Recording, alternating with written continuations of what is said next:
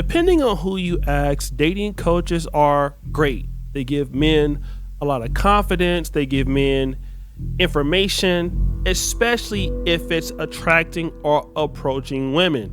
And there are many people on here that do it and do it very well. A lot of dating coaches have amassed a lot of attention and a lot of money for themselves. Some other people feel very different about dating coaches. Dating coaches have a vested interest in you staying single. First of all, dating coaches are not real. There's no school you go to or certification that you get. Everyone's experience is completely different. They're not on the date to see someone's reaction, read their body language, things that you can do. Now, if you want to find a matchmaker, someone just to set you up with someone that's compatible, that's different. Still kind of weird, not for me, but dating coaches are not real, guys. They're a scam.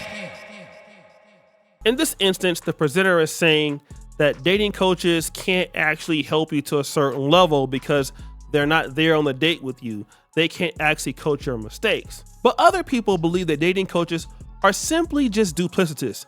They tell their audience one thing while doing something completely different. And we've already seen this with quote unquote dating coaches or red pill gurus such as Donovan Sharp. Donovan Sharp was making a lot of money selling courses telling people to not deal with single mothers, while at the same time, he was clapping cheeks and married to a single mom. Damn. And the most famous guys to be on the clock doing this is Fresh and Fit, especially Myron. Now, when it comes to Fresh CEO, he said that he slept with over 1,000 women. While Myron does something very similar. He teaches you how to become a high value man and how to deal with women no matter how inconsiderate the situations may be. And here's an example of that. When you make yourself available as a woman, that is cheating. Yeah. That is cheating. Whether women want to accept it or not, you're not the ones going to approach the opposite gender. You make yourself available, then the opposite gender approaches you. When women get pretty for a reason, you get pretty, men approach you, that in itself is cheating because you're going out for the purpose of getting attention. Some girls sit there and say, oh no, I do it for myself. Okay, then dress up, wear makeup, and sit at home. Now this advice is interesting. He's telling people on the podcast that making yourself pretty as a woman, this means that you will cheat and you shouldn't even worry about looking good. I mean, you're only looking good for another guy to come and talk to you. You should stay at home and put your makeup on there. Now, the issue with this is twofold. First of all, in my honest opinion, it shows a high level of insecurity. If a woman just wants to stay home and put on her makeup there, it's easy for her to make up a TikTok account and make up a Snapchat. She's gonna want to show the world that she looks good because that's kind of what people who are attractive want to do. They like showing the world how they look. And the second issue with that is exactly how you found her. Again, most of you guys understand this. You will go and see a chick that's dressed and provocative. I've known guys who go to the strip clubs and find chicks and they fall in love with them as they are. And then once you get with them, you want to try to change the person, but that's how you found them. Like if you didn't want the lady to look good or to show her body, well then why were you attracted to her? Why couldn't you get a female that was homely looking and didn't wear makeup and all of that? Well, the reason why you didn't want that because it wasn't attractive. So what you're asking women to do who are attractive is say, hey, you got me now, so now become unattractive.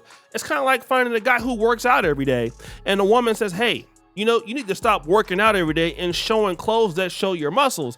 How would you feel as a man, right? He's right, Now, let's talk about another issue that a lot of guys would have. Like, for example, I know a lot of dudes who don't like women who wear weaves or women who wear wigs. I don't necessarily like it either, but that's not a reason why I wouldn't get with somebody. Like if I found a woman wearing weaves or wigs, and if I get with her, I wouldn't try to make her stop it because it was okay for me to want to talk to her and get her phone number, right? But here's the issue. Myron is going to say something else that is pretty much insane. When a woman really respects and admires a man, etc., everybody else is virtually invisible to her. She doesn't need to be in the club. She doesn't need to be consuming alcohol. Yeah. There's no reason for a woman to be at a club or a bar or any type of situation where there's the opposite gender there looking to when she has a man at home. So in this clip, he says, if a woman respects a man, she doesn't need to be out at the club or at the bar, wherever the opposite gender is at. Like if she's in a relationship, she shouldn't be at the bar trying to solicit somebody. Part of that I agree. Like you shouldn't be at the bar. But he did mention something interesting. The opposite gender is there, okay? So she shouldn't be there. Here's the problem with this. Myron's girlfriend, Angie, is always at the club and the bar with people of the opposite gender, all right? Now, this is a hypocrisy as a dating coach. You're telling your audience not to do this, but the girlfriend, Angie, who's a Venezuelan immigrant, is doing the exact same thing. Now, let me just say this. If you want to keep your woman or your wife or your girlfriend from going places because the opposite gender is there, then okay, don't go to work. Don't go to the grocery store. Don't go to the mall. Don't go outside. Like, everywhere you go, there's going to be the opposite gender.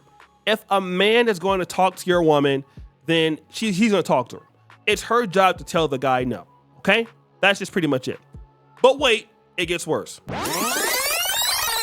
Myron is going to tell his audience something very interesting again. So you're saying you can never go out and have a guy's night, and she can never go out and have a girl's night? No, I can do whatever I want. She stays inside. He says here, she can never go out, my girlfriend, and have a girl's night out, although I can go and have a guy's night out, okay? But what do we see her doing? In the B-roll, let's just look. That is her having a girl's night out, okay? Or whatever she's doing. And then if you look at a certain point, she's actually by a guy in the video. There's a guy in the background. He's probably clapping the cheeks. Now, he just said earlier that, hey, she shouldn't go out because men are there. And obviously, clearly, she's doing just that, which is a contradiction to what he's talking about. Now, again, like, I don't have a problem how people want to run their relationships, but if you're online selling courses or trying to get guys to donate to your stuff and you're telling a man what they should do, but your girlfriend is doing the direct opposite, like, you're not serious, okay? Let's go to the fourth point. I tell you, don't go to the club. You want to go to the club anyway and be a whore. I tell you not to hang out with your friends. You hang out with them anyway. Again, he says, I tell you not to go to the club with your 3 or 4 friends, but you're doing it anyway. I think he's talking about something in third person, like trying to teach him to a guy, right? But what do we find his girlfriend doing? Well, the B-roll shows something different. That's her with all of her friends. Again, another hypocritical point from our guy Myron, telling you to do something that he's not willing to do. And this is the big issue, I think, with dating coaches. It's not that some of the advice is not good, because I think you can learn something from anybody. I mean, there's a lot of guys out here who have good game, and some guys have charm, or some guys teach you how to get your girlfriend back and no contact and all of that, and how to, have attraction. I think nothing is wrong with those things. And hey, some of that stuff I learned from, even in my 40s. But the reality is that if you're presenting yourself as a guy on social media that has all the answers, and you're not doing it, oh my God, then I'm gonna have a problem. But wait, it gets worse. That's why I tell you guys that you need to watch what she does. No girls' nights, no clubs, none of that. He says here, watch what she does. No clubs, no girls' nights, no nothing. But what do we see? Obviously, the same thing. These are another contradictions that we've been seeing throughout the video. But this one is the worst. She has a high body count. That's why she's mad. Exactly. That's why she's mad. Like, bro, here's the thing. Whenever girls, okay, don't want to tell you what it is, that means it's high. Okay, typically when people hide things, it means there's shame there. Where does that shame come from? It comes from the reality that it is not attractive to have a high body count. And women know this. He's on the streets doing interviews, and he's telling people, hey, listen, the reason why she doesn't want to talk about her body count is because women are embarrassed, because if it was true, they didn't want to tell you because they've been getting thotted up. Now, there is a situation where he's hanging out with Adrian Broner on the podcast, and the subject of body count comes in. Now, Angie, who's a Venezuelan migrant, was on the podcast before her and Myron started dating, something like that, right? And then the question of body count comes up, and then what do we see? No, he said body count. I'm single. Body count. He said body count. Yeah, I'm not gonna answer that. She clearly says, no, I'm not going to answer that. So again, you're telling guys that, hey, beware, if a woman doesn't want to answer the body count, she's a 304. And your girl has asked that and she doesn't want to say it. Let me just say this, right? First of all, almost every woman is going to be protective of her body count. I never had that question. I never asked that question, and really I don't care. Want to know why I don't care? I'm never going to get the real number anyway. Okay? You're just not gonna get it. You can ask it, she can say 1. You can ask, she can say 10. Okay? Most dudes are always gonna believe that whatever the number is, it's times like 3 or 4. So it's really like 40. And so many ladies have probably messed with so many dudes that they've lost count. When it comes to women, I don't even remember. I'm a graduate of Clapathon Tech University. We clap, right? I can't name all of them. Sometimes I'm like, oh yeah, I did clap her cheeks. It was good too. Let me call her back. Just kidding. I'm a born again Christian. It doesn't matter, okay? Like honestly, what matters is she with you now, you with her now. Does she like you? Does she nice? Can you deal with her the good and the bad, her inconsistencies? Can you deal with it? If it's to the point where you can deal with it, then okay, go from there. All right. But obviously, I don't think that she's a 304 because she doesn't want to talk about her body count. It's just none of your business, right? I mean, that's just kind of what it is. But you're telling somebody not to do that and she won't tell her body count and you're still with her in a relationship.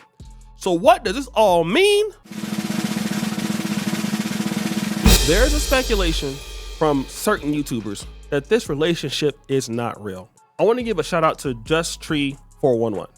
And the reason why is because she's the first person that said that she believes that Myron is living a DL life, okay?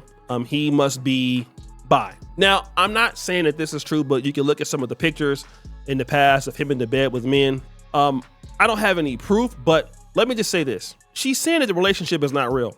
And if this relationship was real, this lady is the complete opposite of everything he wants, which means that this relationship, either he's completely hypocritical or this guy is paying her to be in a relationship.